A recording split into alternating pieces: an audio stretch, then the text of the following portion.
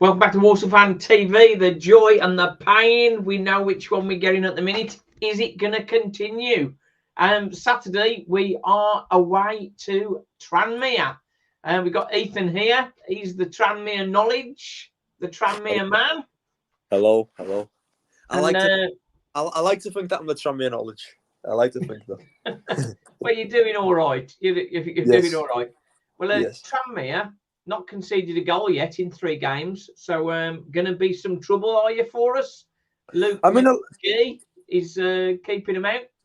Yeah, hopefully we cause you some trouble on Saturday. I mean, in the last game, we didn't really cause you that much trouble. I was going through, I sent you some questions over, obviously, and we lost 3-1 in April, which isn't too long ago, really. But we've had a really good summer, to be honest with you.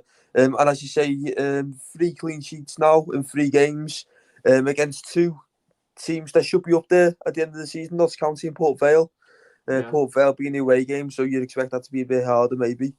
So yeah, 2 clean sheets, and then we go and beat Accrington Stanley, a side who you'd probably expect them to be in the lower half of the table. 3-0 in the cup, and that could have been 5, missed a penalty and an open goal. So it looks like against the teams down the bottom, we're really good. It's just about scoring a little bit more now against the top teams, and you're doing really well at the moment. So hopefully we can find that on Saturday. I looked at the stats for the Port Vale game. It must have been a really tight game. Not many shots. I think they only had 3 shots to your 1. I think, didn't they? Yeah, I've not really saw the stats, to be honest with you, about the shots on target, but it was a really close game. Yeah, I mean, there wasn't many chances created really by both sides. Obviously, with it being early on in the season, no one's wanting to give anything away, but our defence is looking really sound at the moment. It's just up the top of the pitch that we could do with maybe 1 or 2 more players. Our set pieces don't look too great, and we could do with just having a bit of a goal scorer, someone who wants to take the ball off from Maury Patrick and go and score goals. You say that. I was going to mention your two superstars for you. Josh Davison, the big target man, and Luke Norris. So, I thought you're well covered with strikers there. Yeah, we are well covered with strikers, but I mean, we signed Josh Davidson on a 2-year contract, and I know it's very early on in the season. I know that, and I'm aware that you need to give players time, especially to settle into the new clubs and that. But from what I've saw so far, he doesn't look too great, to be honest with you. And he comes in as well, having not the greatest of records. We signed him from Wimbledon there, and their fans are quite happy for us to get him. But he's worked well with Vikings before at Charlton. So we're just sort of hoping that it clicks. And Luke Norris, he's amazing, but he went off on Saturday at Port Vale with an injury in the opening half an hour, and he's a very injury-prone player, so he might be out on Saturday, which is good news for you, in all honesty. Josh Davison, he did well at Swindon, didn't he? That's where I seem to remember him doing well.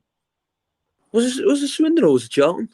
It was Charlton under Nigel Atkins. But he did well at. Let's just get his thingy up here. Yeah, fire up the Wikipedia page. I just know that we signed him from Wimbledon, and their fans are quite happy for us to have him. But in the past, he's worked with Vikings at Charlton. He's done quite well. Boy, that's just loading up there. Cameron Norman, what do you reckon to him? We love Cameron Norman. Yeah, he's amazing. Honestly, he's absolutely fantastic.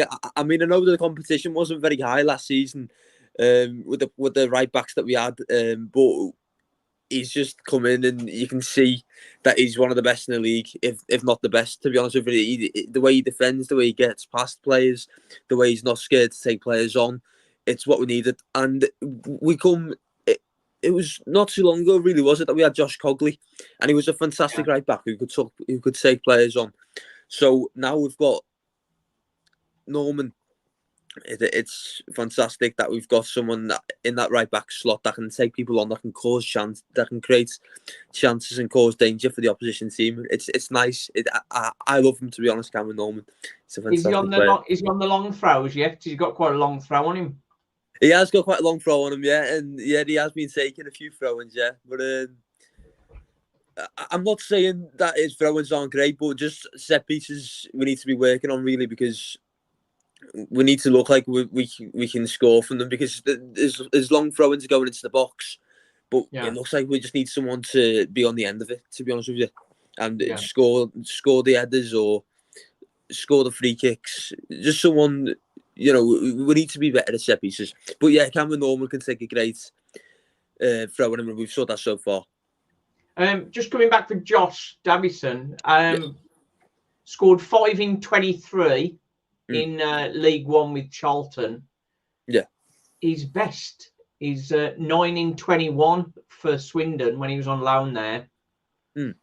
Well, so what year was that? That was 21-22 season. Okay. Swindon were doing really well that season. 10 in 37 for Wimbledon, and then 8 in 36 last season. So he's got a few. He's not that bad. No, he's not that bad going off those scoring records, scoring record really. But that's like 1 in 4, 1 in 3, and for a player of his stature, he's obviously strikers score goals, don't they? But obviously you get some strikers as well who you brought into the team just to hold the ball up, release the other players. Yeah. And whilst we've got Norris, who's a big man out, it's good to have that Davison, someone who can hold up the ball and someone who can pass it off to other players. But yeah, I mean, I touched on it before.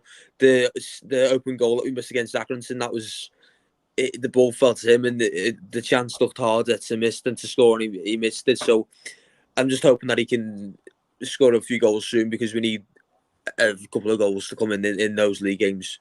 Yeah, I'd say 2 clean sheets, but obviously 2 0 scored as well. So that's a little bit of concern. We thought we were going to be worried. We thought we were going to be struggling to score goals, and then went and put 4 past Swindon. That's not been the case. You're looking fantastic so far this season, and that 4-0 win at Swindon. Yeah, fair play. That's a great win. All four goals were all very different. The first one, it was sort of like a ball pumped up, and their defender should have had it really. He sort of miscontrolled it. Josh Gordon was on him, and then had a clear run on goal and slotted it through the keeper's legs. Second one was textbook header from Jamil Matt, really. Taylor Allen crossed it in, and he just glanced it into the corner. So that was like perfect one. Taylor Allen's free kick was a bit special. That was early in the second half. Curled that in. No keeper saving that, are they? No. To be honest, their keeper was their man of the match from my point of view. So it could have been about 7 then. He made first half, 2 in the first half, 1 in the second half. Really good saves, really point blank saves. The second one, how he got down to save Josh Gordon's shot. Josh Gordon shot from about 5 yards out, and he got his hand. He's a big keeper, and he got his hand down to the ground to save it. Yeah. So it was a great save, and then he tipped one over the bar in the second half, which may be a more comfortable save. But I mean, really good job. And then for the fourth, last season we had Tommy Knowles ripping down the right wing back slot. And we had a lot of ball went through him, but his final delivery was awful. Okay. And Swindon were on the ball on the left-hand side, and Walsall just sort of like bees around a honeypot, sort of swarmed on him. And Connor Barrett came away with the ball and then played a perfect pass into Albert Adama, and he just back to goal. He just turned and slotted it in. Took a bit of a deflection, but I mean, it was a great ball into him that sort of gave him the opportunity. He's a fantastic signing for this level, isn't he? Albert Adama, obviously he comes in having played for big clubs like Bristol City, Middlesbrough, Forest, I believe. So Villa, so to have a player like him in the season, Aston Villa, I think 2016-17 season. Yeah. When Aston Villa got promoted from the Championship to the Premier League, he scored 15 goals that season. Yeah. So, he's a fantastic player to have. Walsall, he really is. He is. He's quality. I think what I've been said on the channel is, I think is the best quality we've had in since Paul Merson, really, back in 2003. He's so composed, and like, it was strange, really, sort of seeing out the game when you're 4-0 up. But I mean, it was just showboating, really, and it was excellent. And I'm just wondering, sorry, does he still have that pace? Obviously, he's getting on a bit now, isn't he? About 36, 37. So is he still fast? Is he? You wouldn't. I won't say he's got blistering pace, but he's not slow either. You look at him, you would not think that he's 36. He's fit as a butcher's dog, I think is the term. He's very much on it. He's a very fit bloke. Very fit bloke. His composure and calmness on the ball is a great addition to the squad. And fair play to Matt Sadler. But Matt Sadler, our manager, he got some criticism last season, sort of making poor decisions on subs, really. He was a bit sort of nervous to make a change. But we've already seen a difference. He's making smart changes at the right time. So because we've got 2 players for every position, apart from up front, so we're using the bench better. So we're keeping the intensity up, which has been the biggest change, I think. We are looking to add a couple of strikers, because Jamil Matt, he's sort of like 33, who looks, in fairness to him, he looks a lot older than Albert does. Okay. You know what I mean? He's battle hardened and showing his age a little bit, where Adama is just like, he's on it. Whenever I hear on the roll, I guess. Whenever I hear Jamil Matt's name, I just remember that injury that he picked up. That was sickening, to be honest. That to watch. He still plays with the hand wrist, with the hand bandage on, doesn't he? Yeah, I think that's just like a bit of a ritual for him. I think just a sort of trademark. Yeah, I don't think he's got anything wrong with his hand. He just wears the bandaged hand. I think it's in case he wants to hit somebody, I think. No, well, can you remember the injury that he picked up? What was the injury? You tell me. He massively done all his fingers. How did he really? I don't know about that. Yeah, it was about a few years ago when the game was on Sky. It was like 2021, in April 2021 it was, towards the end of the season. And he was playing for Forest Green at the time against Bolton, I think it was. Yeah. And he comes in, he clatters into one of the players. And just his whole fingers, just like they look everywhere. So that's one of the hardest injuries that I've watched in football. So to come back and to still be a big physical presence up top, you've got to. Maybe that's why he keeps his hand. Yeah, I think it is to do with that. I think it is to do with that. Yeah, but yeah, I'm just saying for him to come back from such an injury and still be a massive physical presence up top, because I was watching the game on Saturday, highlights, not the full game, obviously. Watching the highlights, and it looks like the whole team works really, really well at just like bombing up the pitch, doesn't it? And looking into it to that cross into the box to Gordon and Matt. And then you've got other players coming in. That midfield's great as well, with the likes of is his name Charlie Stirk or Ryan Stirk? Ryan Stirk. Actually, there's been some buzzing in the comments. There was a rumour on earlier that he'd been sold for $250,000. But is that today? Is it? That was out today, but the CEO Ben Sadler has said, "No, that's rubbish." Is Ben Sadler any relation to Matt? No. It's funny when they announced him. He was the former CEO of Morecambe. Okay. But our chairman is Ben Boycott, and our manager is Matt Sadler. And he's Ben Sadler. It's like the perfect name. Name. It is. I've got a comment here. From the Abandoned Hunter. Yeah. When I mentioned Paul Merson has been a great player, Vinny Samways is one he's mentioned. Vinny Samways, he was absolute quality. And I suppose comparing Adama to him is probably quite a smart one, really. Jamo, yeah, he was fantastic the weekend. He was fantastic.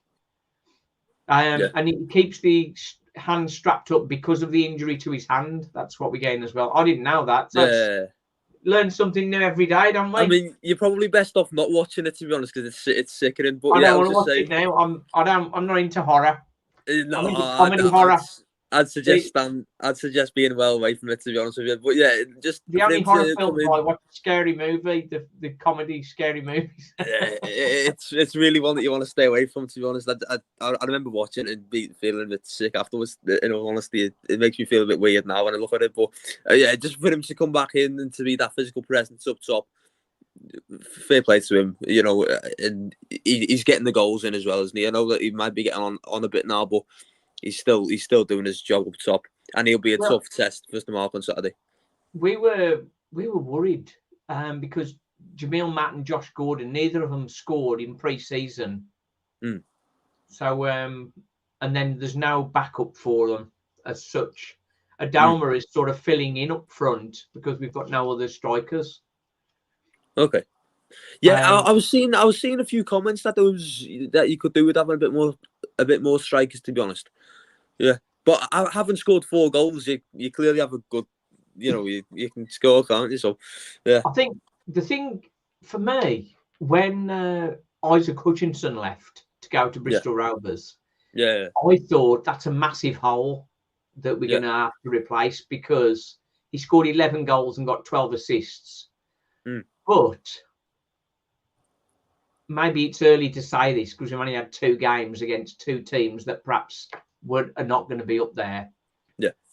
But we've now got 3 players in the middle that are really tenacious and chasing every ball. Isaac Hutchinson wasn't one for winning the ball very often. He was good on the ball, but as for winning the ball, that was not really his role. And now we've got 3 players in there with Sturk, Jamie Jellis, who's been fantastic, and Charlie Lakin. Got 3 players who are chasing everything down. So against Swindon, I think they never really had a chance to get a foothold in the game. We just never gave them a minute the whole game.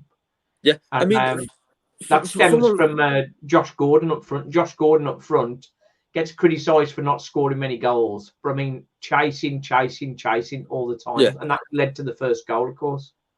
Yeah, from what I saw on the highlights, it looks like you're a team that just give your all, and you don't let the other team settle, which that's what you need. And just a point that I was going to make before was obviously Matt Sadler's. You're saying that he struggled last season, but maybe he needed that. You know, maybe he needed that season because it was his first season in management, weren't it? Really, as a proper manager, he came in about March 2023 or so.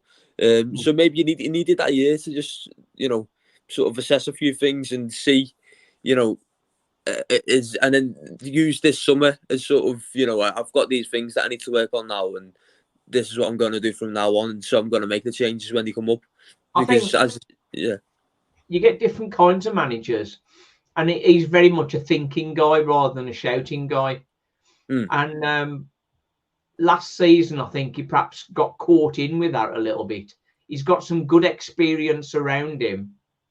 Richard O'Kelly was assistant manager at Aston Villa with Dean Smith, and Gary Waddock as well has been around the block a little bit. So he's got some good experience around him, and I think maybe he's starting to listen to that more now, and that'll help him going forward. As far as Walsall's striker woes, it is looking like we are going to have an extra striker in time for Saturday, and that's a player I don't know if you know much about. Rays Cleary is a striker for the Albion. He missed most of last season with hamstring injuries, but fitness aside, he is a really good goal scorer. In Premier League 2, he's been ripping it up. Very powerful, very quick feet, and a great finisher. It's that fitness thing. So I think he's coming to Walsall, see whether he can get sustained game time. He's only 20. He's only 20. Sustained game time. But when Jamil Matt is flagging, he made 75 minutes on Saturday, but he was knackered after 60, really. Yeah. Ray's Cleary coming on last 15, 20 minutes. That could be a good way to introduce him, and that could be quite lively, I think. Yeah, I mean, it seems like he's a young lad who's had his injury issues, but he'd be wanting to obviously get that bit of game time. So a move to Walsall could do him the world of good, especially when they're seemingly on the up as well. You know, it's a good time to come into Walsall and a good time to, you know, kickstart your career. Maybe that's the word. If you're looking to go on loan to a team who are down the bottom of a division, it's the atmosphere is not going to be the same as a team that are doing well.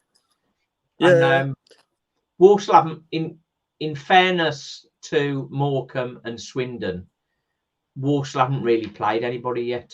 I say we did beat Exeter in the Bristol Rovers, the Carabao Cup. Yeah. So that was a good result, but we've not really come up any good sides yet. So it'll be a tough test against Tranmere, I think, because Tranmere are going to be top half for sure, I think. So it's a real test.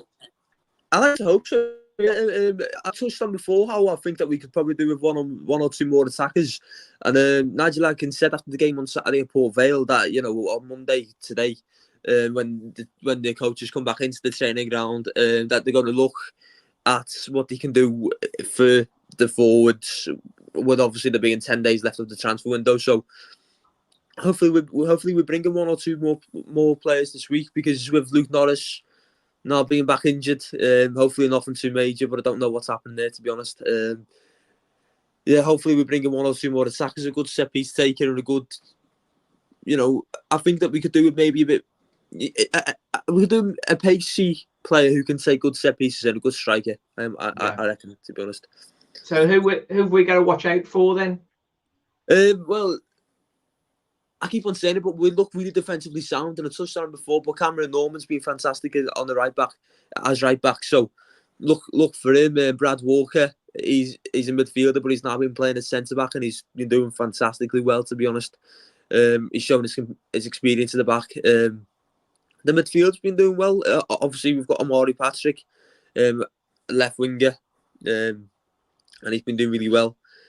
Just his directiveness and the way he can take players on, and he can score goals. He's got it all, really. And then up top, Josh Davidson, you maybe look out for him, but we need maybe a couple more goals up top. And Harvey Saunders is another good striker that we have had, I would say, to be honest. I mean, he's got pace. There was question marks. Harvey Saunders?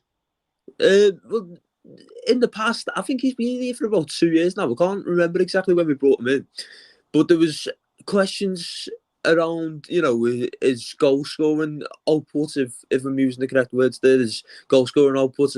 But when he gets on the pitch, he's really lively, to be honest, and that's something that's always been the case. And he scored last week against Accrington Stanley, a really good finish. So he's got it in him. He's got it in him to score. So just hopefully the ball gets put in a good position for him, which hopefully Josh Davidson manages to do, because I imagine that Davidson, Saunders, Patrick, and then either Morris or Jennings will play. Yeah, Kieran Morris always gives us trouble, doesn't he? Yeah. I mean, did he play in the game in April? I didn't go to that, to be honest. He did, yeah. Did he do okay in that one? He did all right. He didn't score against us this time, so it was a nice change. Yeah. I don't think he left Walsall in the best of ways, did he? Was there a bit of an argument or something? I don't know. I think he'd. The rumour is that he hadn't been in the team as much as he liked, and his mom rang up and spoke to the manager. Okay. Yeah, that's a bit strange, and obviously. So I think after that, there was a lot of ribbing about that. Yeah. And I think the change did him good. I think sometimes the change. He'd been at Walsall for a long time, so the change do him good. Harvey Saunders was a Wolverhampton lad. Was at Bristol Rovers before Tranmere. Yeah, he's a Bristol Rovers. And Hunter has come up with that comment, which is thanks for that. Is he a Wolverhampton lad? Is he? Yeah, he's from former Wolverhampton. And the player to watch for Walsall, is Jamie Jellis. Yeah, midfielder. Yeah, Jamie Jellis. We got him at the end. Got him in January from Tamworth, and I saw some Tamworth fans when I was out, and they were saying, "You are absolutely going to love him because he's just such an amazing player. He's like everywhere, so sharp, and so composed in front of goal. He scored 2 goals in pre-season. Scored against Exeter. It was the 93rd minute equaliser that kept us in. He scored, and the ball was passed back from the byline, and he just steered it into the corner, just like training ground messing around sort of thing. He's just so calm for such a key goal, key moment. So I wouldn't be surprised if he gets on the score sheet again. He played about 80 minutes, 75, 80 minutes on Saturday. But he'd been ill. He'd been on antibiotics, and he still played. You wouldn't tell it the way he played. Yeah, I watched Matt Sadler's interview after the game, and he was saying how he's been feeling really ill. So he's obviously got that determination and willpower to, come in and smash it, which it sounds like he has been doing. Well, he was my man of the match against Morecambe, and he was on Saturday. It was just performances all over the pitch. The local paper around here, they sort of gave some player ratings of 7s and 8s, and so I responded to him like, "Hang on, we've won 4-0 away, and you're only giving 7 and 8s. Like, what are we going to do to get a 10? What are we going to do to get a 10?" So he admitted that perhaps he'd been a little bit harsh, perhaps. Who they reported it? Pardon? They reported it. Yeah. He said he thought he'd been a bit harsh. For me, I think there was 8, 9s, 10s all over the pitch, really. Yeah. Taylor Allen, clean sheet, assist, and a goal. Like your guy's got to be a 10, isn't he? Yeah, especially just for that free kick alone. To be honest, straight in the top left, I think it was, or top right. Yeah, top corner anyway. Yeah, so that was a fantastic free kick, and no one's stopping them. We need that. We need some of that at Tranmere, to be honest with you. Well, he scored the winner against Morecambe as well. Did he on the opening day? Yeah, left-sided centre half is our top goal scorer. That's mad, to be honest. I mean, you play with wing backs as well. So when you said he's a left centre back, I thought that maybe you meant he was a left wing back. So no, he's left-sided centre half. Yeah. That's good. Yeah. The team is so fluid. Everybody gets everywhere. To be honest. Yeah. Osh McKinty is right-sided centre half. He just loves the battle. He's really good. The Priestley Farquharson, former Newport. He missed a lot of last season through injury. He's a real big player for us. Harry Smith was the player we sort of were concerned about on Saturday. But between Oshie and the Priest, he didn't get a sniff all game. Connor Jennings, how's he been doing? Connor Jennings has been doing well, to be honest with you. He's a good passer the ball and he has a good eye for the game, but I'd say maybe, if I'm going to be totally honest, I'd say that maybe he should be on the bench a bit more than he is these days, really. He's obviously getting on a bit now, isn't he? So he's lost that bit of pace, it looks like, which is to be expected, really. And to be honest, I wouldn't mind having him around the club for his entire lifetime, considering the service that he's gave to the club. He got the assist when we came up from the National League and then scored the goal to take us up from League Two, coming back from really bad illness as well to do so. It looked like he was perhaps going to die at one point, is one of the rumours that I was reading. So to come back from such a bad illness and to be smashing it for us, and he's been doing really well for Tranmere, but I'd say that he's maybe getting a bit too old nowadays, and that's not me putting him down. It's just what happens in it when you get a bit older and you're the second player.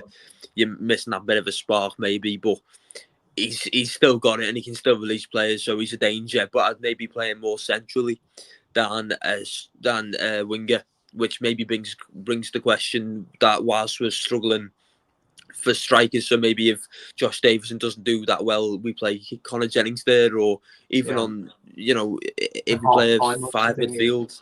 If we play five midfield, we can have him in there, but we don't really play a five midfield really. So yeah, I'd start him on the bench. If we had another winger really, but just because of the lack of options, he starts. But yeah, that's something that we could probably do with improving on it, just a pacey attacker. Cyprus Sadler's just made a comment there about Norman. Cameron Norman generally plays quite well against us, so that'll be quite an interesting battle between Liam Gordon and Cameron Norman.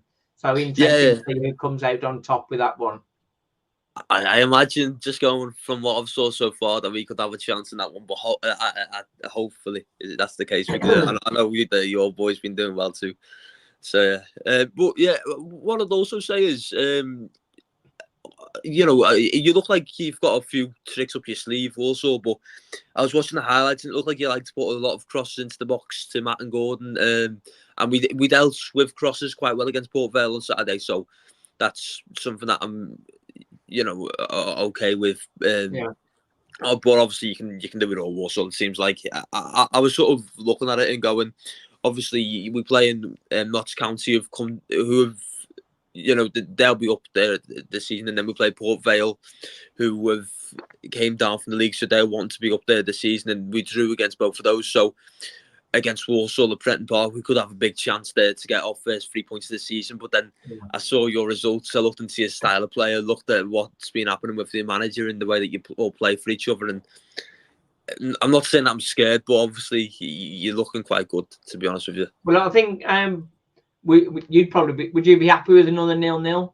No, I wouldn't be happy with another draw, to be honest, just because it then gets to the case of, okay, that's like 3 draws now, and the next game is away at Carlisle, and then they'll want to be up there this season. So how many games do you want to draw?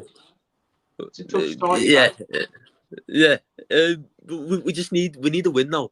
And I'm not saying that's definitely going to come against Walsall, because I feel like I'll be doing your side a bit of a disservice saying that, but hopefully it does come on Saturday, because we need a win under our belts now, really, to kickstart. Not kickstart the season because it's been doing well, but to get that winning momentum going. We've got an interesting dynamic, haven't we? It's a 12:30 kickoff. It's on Sky.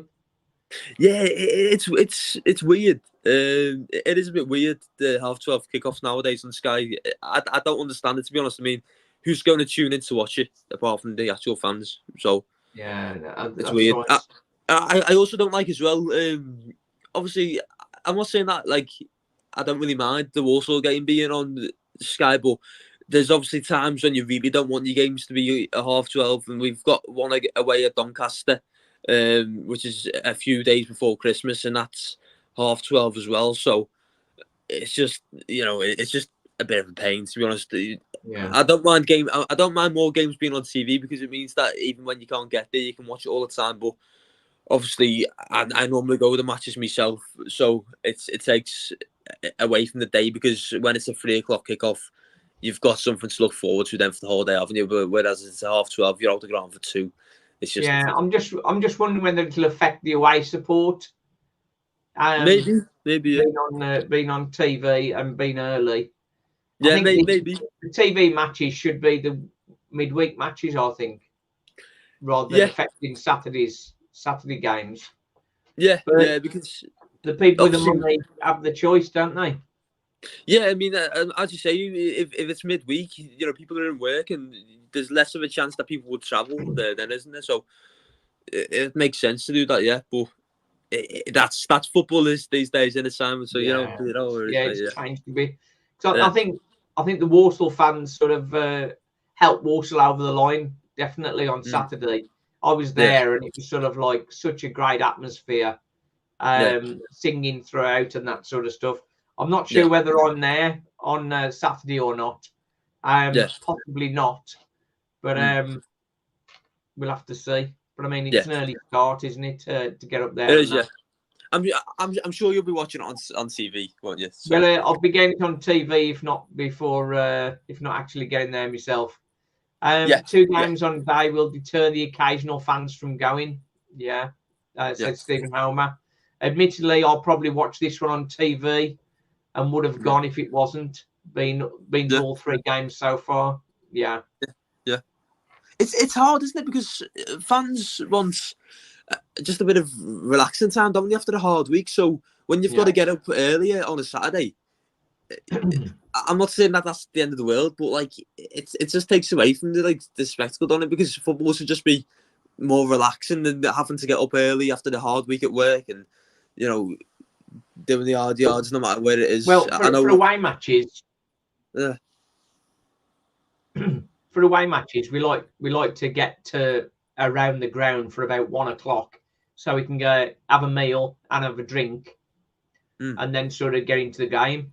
Yeah, but I mean, on that same basis, we get in there. It's about 10:30.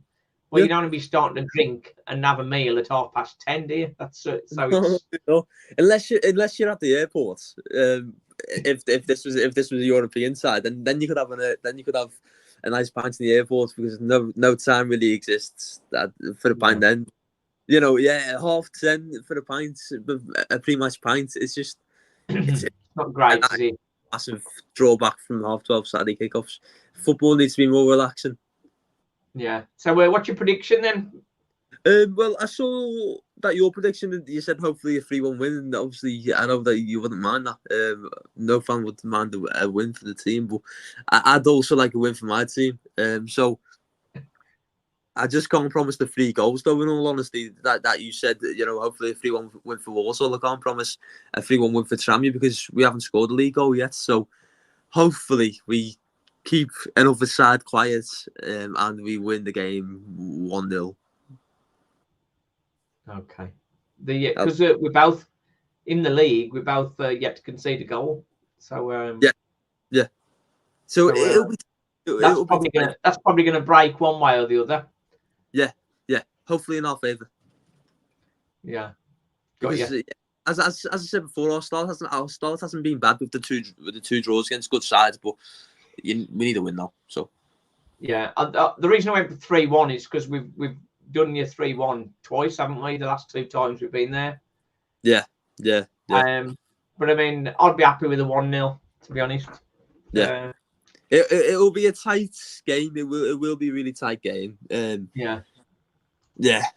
We both have our good players. We both have a really good attack and a really good defence. It'll be a tough battle. But it's good. I think Tranmere are definitely going to be in the top half this season, and hopefully Walsall are definitely in the top half, and the higher part of the top half will be even better. Depends. As I've been saying for the last few weeks, it depends which strikers we bring in. On where I think we'll get. Well, it looks like we both could do with some attackers, so hopefully we beat you on Saturday and we beat you to a few good attackers as well. That'll be nice.